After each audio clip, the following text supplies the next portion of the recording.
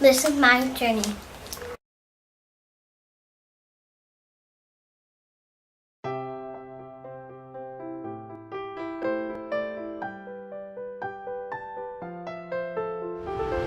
Welcome back.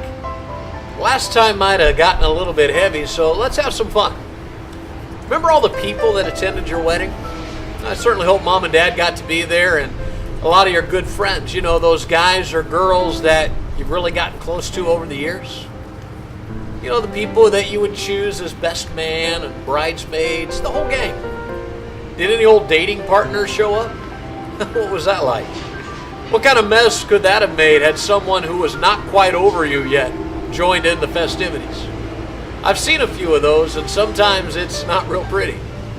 Well, this second issue involves the whole lot of them. Because sometimes it's other relationships that are making things hard for your marriage. Maybe it's a mom that hasn't adjusted to her new daughter-in-law having first place in her son's life.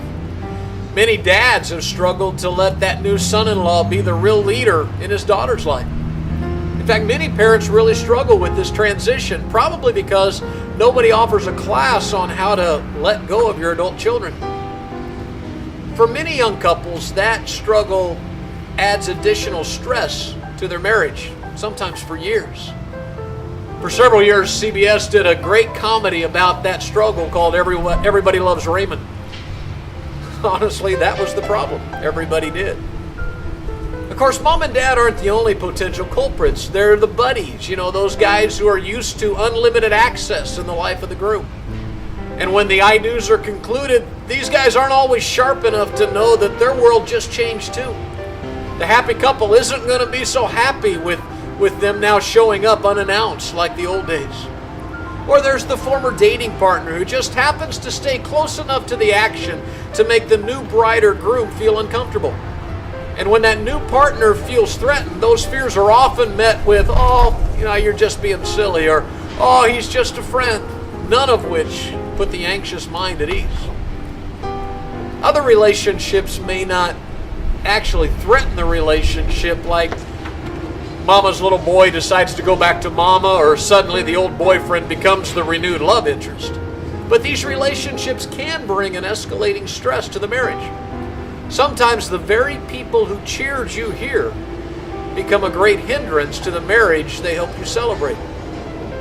So let me help you here. Do you remember King of the Mountain?